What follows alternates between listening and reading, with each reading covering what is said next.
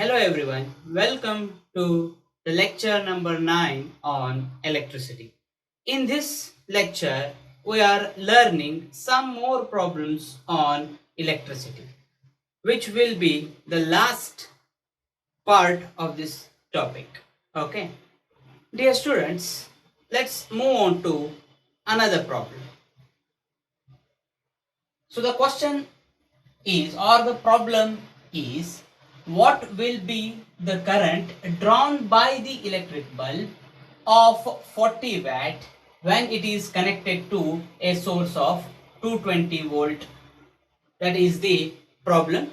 So what, again, you just follow the 5S tricks. So systematic analysis of the problem, screening, searching the suitable formula, simplify and set out the result. So these are the 5S tricks. Again, this is simple one. So analysis is very simple. So they asked the electric current, the two parameters, power as well as voltage given. So you just write it out. So power of the electric bulb P equal to 40 watt. Source of potential difference V is equal to 220 volt. So current drawn by the bulb is equal to how much? We already have the formula that for power, that is P equal to V into I. Therefore, rewriting that expression as I equal to P by V. Therefore, substitute the values in it, 40 watt along with 220 volt. So the ratio of 40 to 220 gives you the current. Okay, I is equal to 44 by 22, that is nothing but 0.18 ampere. So ampere can be written as watt per volt. So how 1 watt per volt is equal to 1 ampere? If you are asking, the things are very simple. So from again the same formula, P equal to VI, 1 watt is equal to 1 volt into ampere. This is known because the voltage is measured in volt, current in ampere. Therefore 1 volt per ampere constitute 1 watt of power. That's already known for us.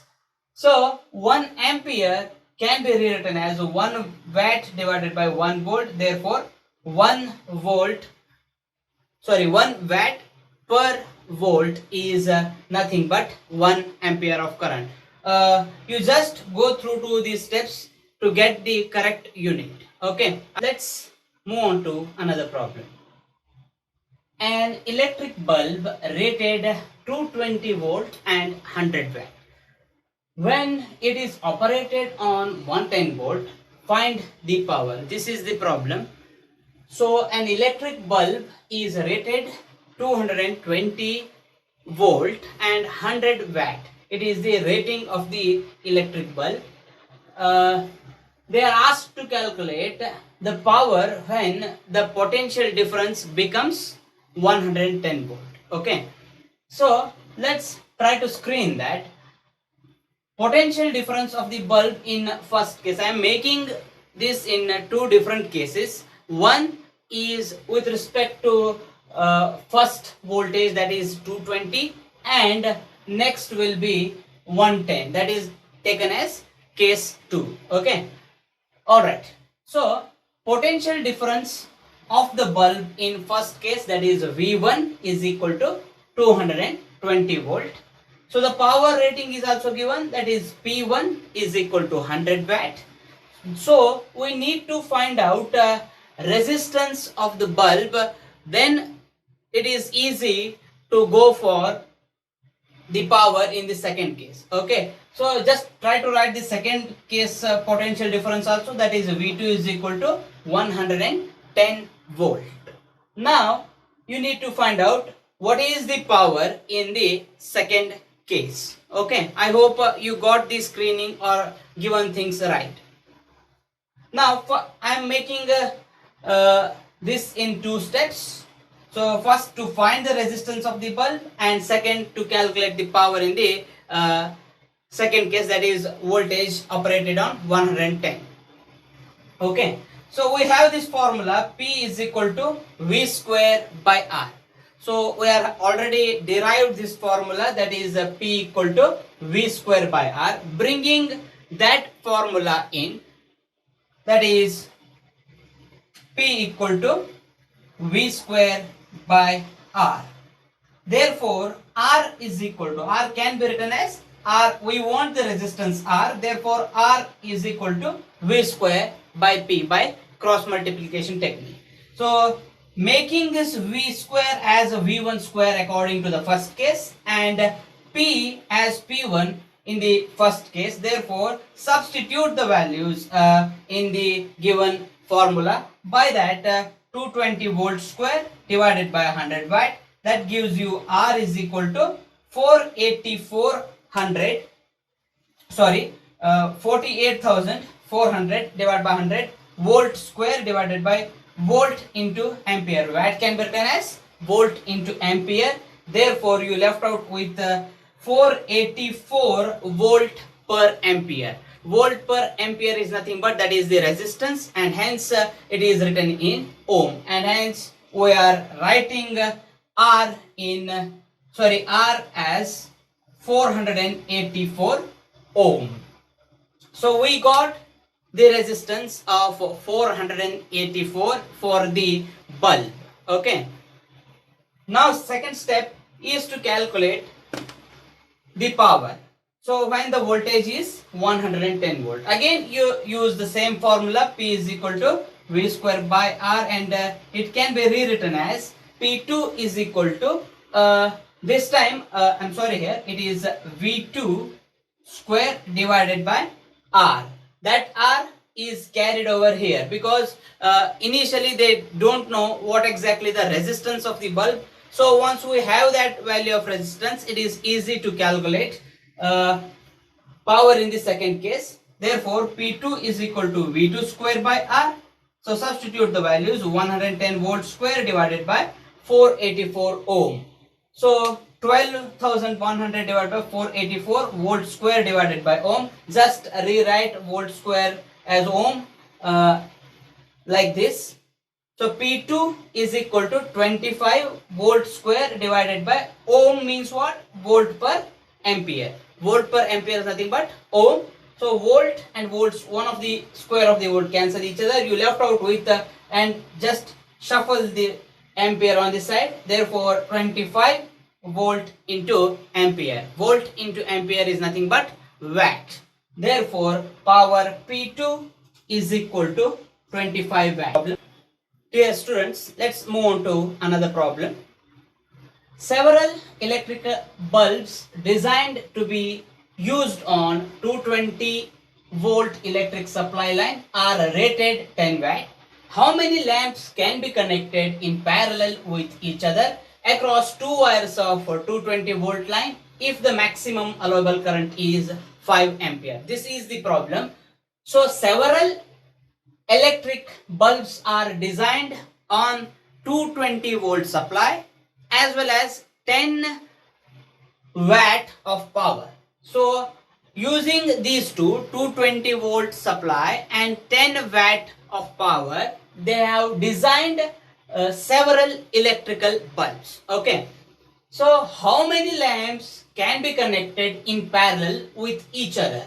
So how many lamps can be connected in parallel across each other across two wires of 220 volt line if the maximum allowable current is 5 ampere. If 220 volt supply and 5 ampere of current, what will be the number of lamps?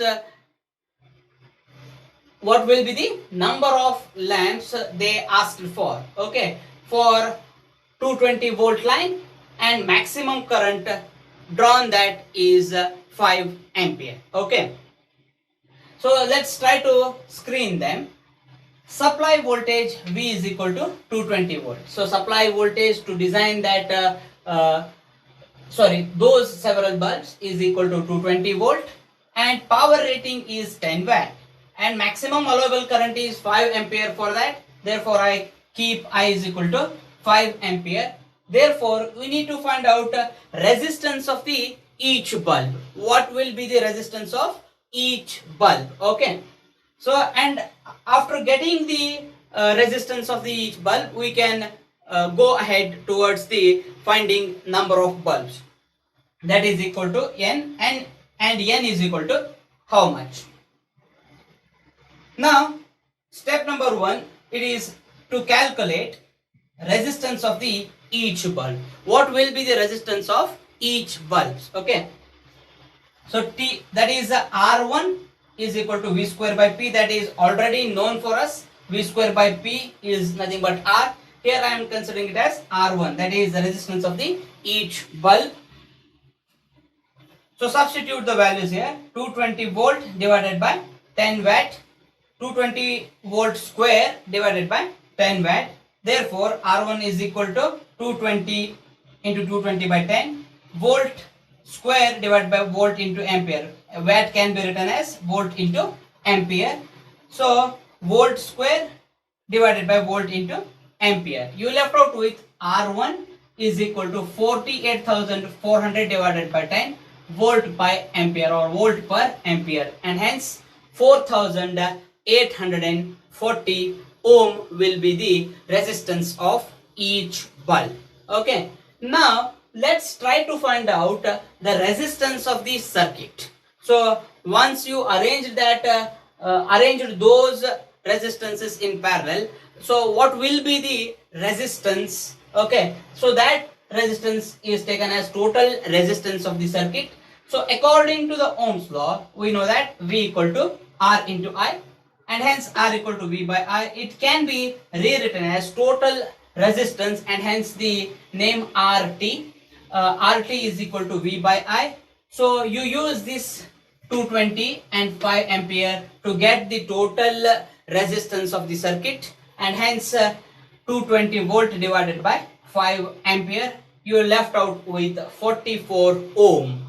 So total resistance of the circuit is equal to 44 ohm. When you are connected the number of bulbs in parallel, the total resistance of the circuit will be how much? That is 44 ohm. Now we need to find out the number of lamps. How many numbers are there for these two resistances? Okay. Now step 3, it can be written as 1 by RT. Since it is in parallel combination, it can be written as 1 divided by RT equal to 1 by R1 plus 1 by R2 n times. Okay.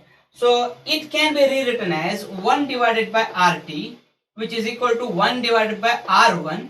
So once you have the resistance, each resistance, we already know that we take it as 1 divided by R1 into n, means n times, and hence n can be written as, you keep n here and just send R1 on the numerator part of the LHS, and hence you left out with n equal to R1 by RT. So substitute the values of R1 and RT to get the result. So 4840 divided by 44 gives you 110. So the number of electrical bulbs can be connected in parallel, that is equal to 110. Means number of bulbs connected in parallel is equal to the value of 110.